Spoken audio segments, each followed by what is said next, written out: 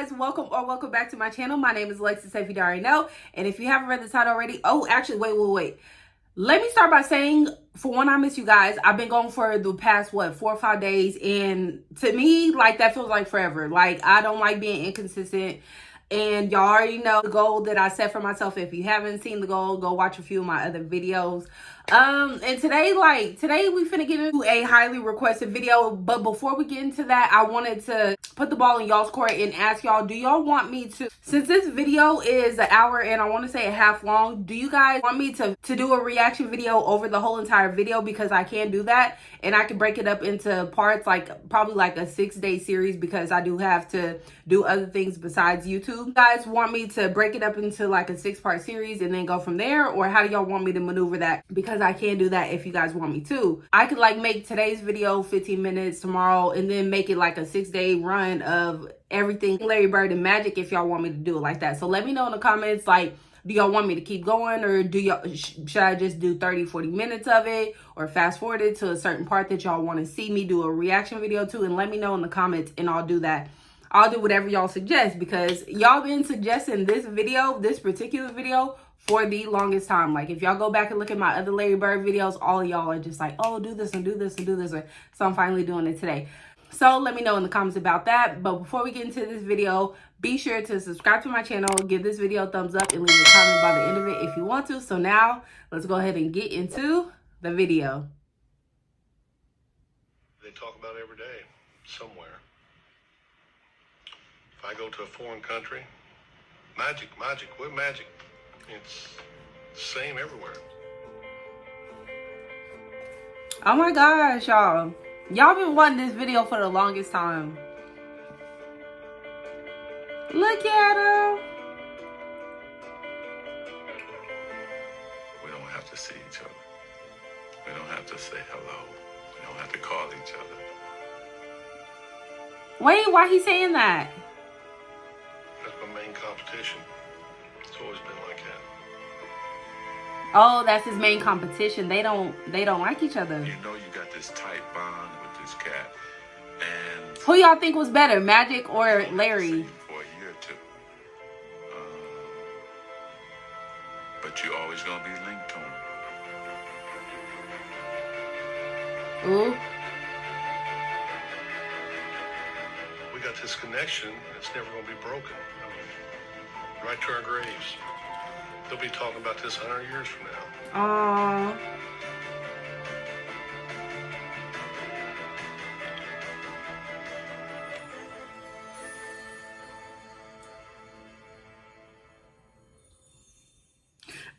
Let's get it started. It all began here in Salt Lake City, Utah, on the night of March 26, 1979. Yeah. It was the NCAA championship. Indiana State versus Michigan State. A game that still ranks as the highest rated college final ever on television. A game that's now remembered as a prologue to a rivalry that transformed a sport and intertwined two legacies. They played each other in college? I didn't know that. See? But on that night, March 26, 1979, the first time Magic Johnson and Larry Bird ever went head-to-head on a basketball court. Okay. Simply two young men trying to win a very big ball game. Well, this is probably the biggest game I'll ever play in my life, and I just feel like, you know, I'm representing not only myself, my team, but we're representing our school and our town, Terre Haute. Well, it's a dream come true, really, for me. I won the state title back in my home state, and then my next accomplishment was going to the NCAA and playing in a game like tonight in the finals. They were two stars thrown together by the cosmos to compete. But only one of them had been groomed for the spotlight. Uh-oh. In his case, it seemed since birth. I think his upbringing in East Lansing really put that smile on his face in the beginning, and it never came off. Born August 14th, 1959, Irvin Johnson grew up in Lansing, the gritty industrial capital city of Michigan. Raised under this little roof, he was one of Christine and Irvin Johnson Sr.'s 10 kids. That is not a little roof. Christine That's a was nice school house. custodian, while Irvin Sr. worked 2 jobs nearly around the clock. Hey, My Auntie. father, he got Shout up out to early him. every morning, 6 o'clock or so, and he went to work on his trash hauling truck every single day. Around noon, he would come home, catch a nap, and then he worked for General Motors for 30 years. And he won an award for never being late and never missed a day. Dang, 30 years? Irvin displayed his own strong work ethic on the blacktop. I was out there all day long. Before we went to school, the bus leave at 7:30. I was out there at 6:30 working on my game. I know that's My right. mother sometimes had to bring me food. Or she would have one of my brothers and sisters, go get that boy so he could eat something. From a very young age, Irvin knew what he wanted to do. He had it all planned out. My dreams were to plan That's and crazy. become a businessman. The first neighborhood basketball powerhouse, Sexton High. I knew the players, I knew the tradition. I wanted to be a part of that. And it was on the west side of town, which was at that time predominantly black. I love this. Like, yo, I don't know. Lansing, I'm like eating many it up, cities y'all. In the mid-70s, began busing to desegregated school system. Irvin's journey took an unexpected detour to a predominantly white school across town. My first day at Everett High School was my first time I really had to understand there was a race problem. Nobody white would speak to anybody black, and nobody black would speak to anybody white. A lot of racial tension, a lot of fights, rioting. They didn't want minorities there. Oh, I love stories like this because he finna show out. I just know it. Okay, well, I'll overcome this. Whenever there was any racial problems, the principal would get Irvin and go talk to these kids. I can just see him with his big hands. Calm down, just calm down. He'd break up fights. Talk with his friends, tell him, let it go. We can't fight about everything. Let's just chill. Let's play basketball. And there was no dispute Period. over Irvin Sports Johnson's always ability to brought play ball. white and black together. His talent was so great that soon after his varsity debut, a local reporter, dazzled by his exploits, gave the budding star a nickname. In the beginning, I thought it was foolish and dumb. I didn't know nothing about a nickname. Them nicknames What be happened sticking, was, baby. You start saying, wait a minute, it fits my game. Hanging out with my boys on the street corners, we used to sing Temptation songs. Oh, They started saying, hey man, Magic, that's cool. And then people on the street start saying, hey Magic. And I said, yeah. He bought into it, and I think he felt he had to kind of live up to that name. And I must say that he did. Ooh-wee. He loved it. The more attention he got, he wanted attention from anybody he could get it from. Yeah, it does. I really love the game, and I just want to win.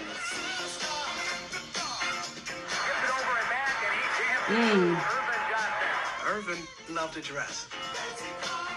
Nice sandal belt pants and overcoats with the fur around the collar. Always had to have his afro blown out. He had Like to mine. look the Look, part. me and him looking the same today. Irvin was the first guy to have a posse. He not only had a posse of a lot of black kids, he had a lot of white kids and hanging around him. some of my white friends were like, hey man, we're having a kegger tonight. Won't you come on by? And I said, what's a kegger? So he said, well, what it is, we get this big keg of beer and you just go for it. Okay. Well, what time does the kegger start? Because regular party time in our neighborhood is 10, 11 o'clock. The kegger starts at 7. I said, the party starts at 7 o'clock? And I said, okay, man, I'm going to come to the kegger. We had a good time. The music was kind of bad, but we had a good time, His senior year, Johnson did Dumping. at Everett what he had planned to do at Sexton, win the state championship. And when it came to choosing a college, he decided to stay where the love would be assured, home in Lansing. Next year, I will be attending Michigan State University. That's what's up. I love that for him. At MSU, Magic's star quickly went national. But atop the college game, he soon discovered a certain presence beside him. First Uh-oh. time I saw Larry Bird was actually in a magazine. Not them talking about some if y'all don't get them. Blown away by his stats. but let's see if he can really do it against us. Period. And that's always a mindset of black players if he's a great white player. In 1978, after his freshman year, Magic would quickly find out. Y'all, this is He too and Bird fire. were Like, shout out to chosen y'all play for sending me Team this. USA in the World Invitational Tournament. They would put Larry Bird and I on the same team together to scrimmage, right? It was blowing my mind because he's dominating Jack Givens, Player of the Year in college basketball. Larry Bird is eating him alive. I couldn't wait to call home to tell my boys, man, this dude named Larry Bird is for real. Cold. This is the baddest white dude I've ever seen in my life. Well, I thought he was very good. There's no question about it. I thought he was probably the best guard on the team. Irvin Johnson, look at that.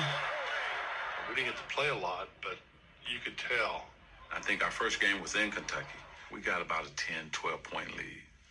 And they put us in. Went to 25, 30, just that fast.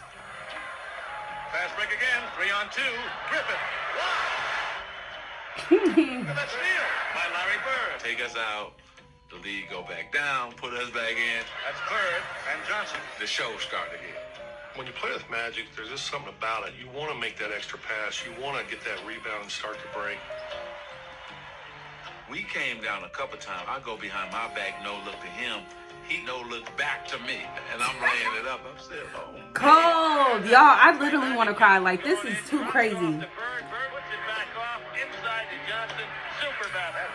This guy got game. Yeah. They had some wonderful moments on the court, but they probably spoke to each other 4, maybe 5 times during that entire time period, and it was more like, hello, how are you this morning, Larry? I'm good, Magic. What'd you have for breakfast? Don't remember. Have a nice day. Wow.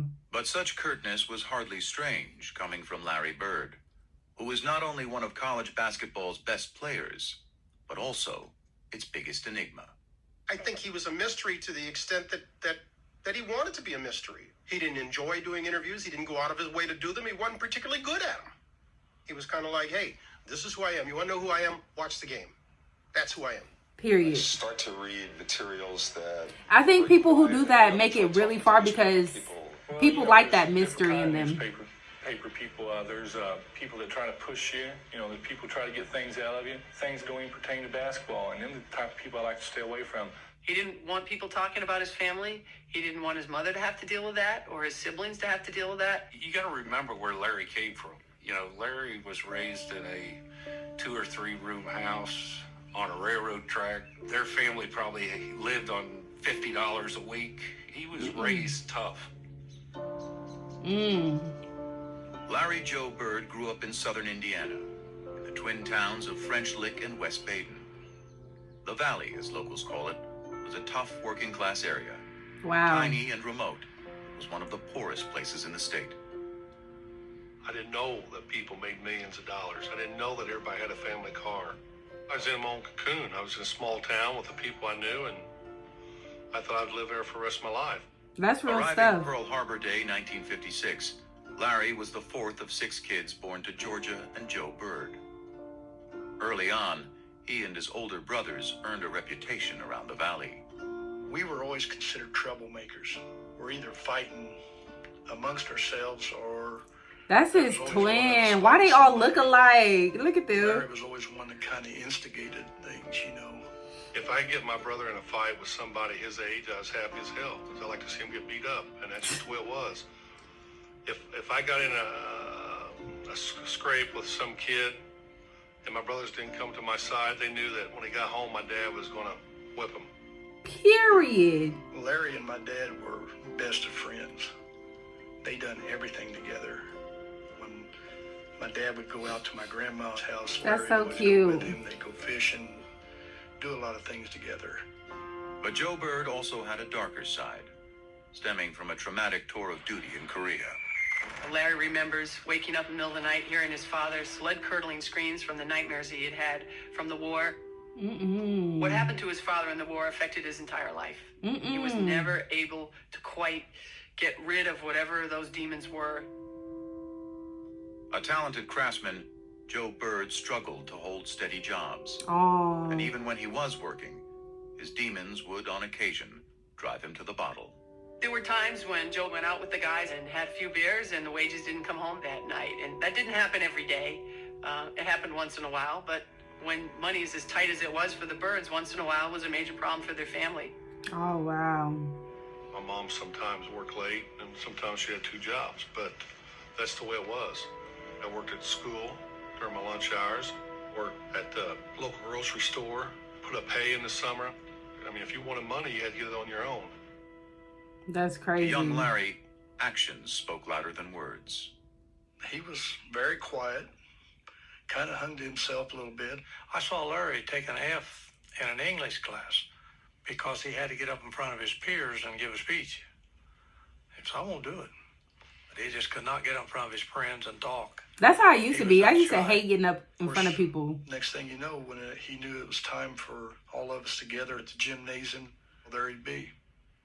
The minute he'd get a basketball in his hand, things were totally different. Showing out. Basketball was just, it came to me, seemed like easy. I didn't have the quickness, I didn't have jumping ability. I just thought the game out. By his senior year at Springs Valley High, Larry Bird had sprouted into a star. But Bird was from the Valley, hardly a hotbed of talent in the big-time world of Indiana hoops. The first thing they say, well, they don't play nobody down there. He's from French Lick. They don't play nobody. I think that French put a chip Lick on his shoulder, always having to prove who he was and how good he was. He was good enough for Indiana University's Bobby Knight to come calling late his senior year. And folks in the Valley couldn't have been prouder. Their local hero was heading 60 miles north to play ball for one of the best college teams in the land. Once I got to IU, it didn't take long to realize that I was out of my cocoon. Had over 30-some thousand students. Wow. That I didn't have the funds. First week and a half, I thought, man, this ain't gonna work. He left after 24 days. Let my mother down. She didn't talk to me for 2 months. But it didn't matter what other people said. To this day, I don't care. Bro, Back in why? French Lick, Bro, Bird took we to gonna working talk. for the city, hauling trash and painting park benches. Meanwhile, by that winter, his father's demons had taken him to an even darker place. By this point, Joe and Georgia were divorced, and he was behind in his payments to the family. The police came by, and of course, they all knew him. So Joe said, hey, I need a few hours to get my affairs together before you take me away. So he called Georgia, and he said, you guys will be better off without me, and I'm going to take my life. And he put the phone down. Oh my gosh, like, I know I just left y'all on like a cliffhanger. Larry Bird's dad just freaking shot himself. I don't know if y'all heard the last part of that, but what?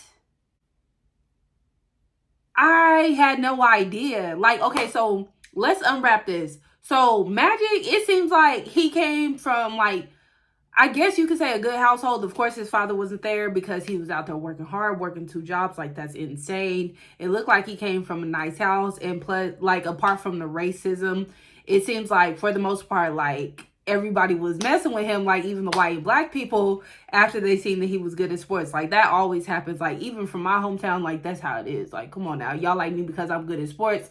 Very weird, but it is what it is. And then also, freaking Larry Bird's story, y'all, I did not know.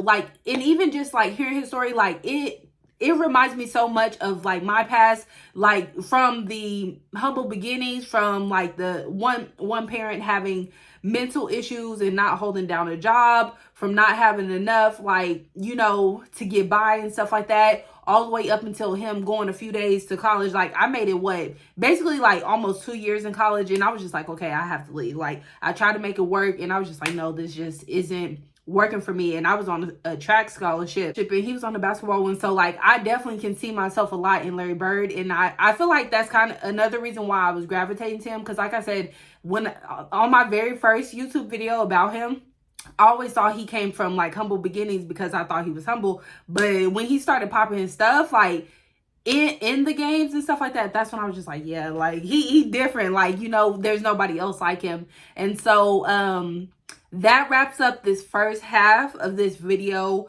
Like I said, I can go on a series of it. I can, you know, pick up tomorrow the second, like, let's say 15-16 minutes of it, all the way until we're finished, and go from there, because I don't want to make one video like an hour and a half long. Like, I don't feel like y'all gonna stick around, so I can make them each 15 minutes. I can start tomorrow and then just go from there. I can make it into a series if that's what you guys want me to do. So let me know in the comments if you guys are like willing to do it like that, or if you guys want me to make just one 30-minute one and then go, you know, 2 or 3 30-minute ones, or whatever the case may be. Let me know in the comments. Thank you guys for watching. Like, this is so educational, and it makes me love both of these players. Not only Magic, even though he came from like great beginnings technically, it makes me love both of them more because I'm learning their history. So shout out to you guys, like every single one of you guys that dropped the link to this video for me.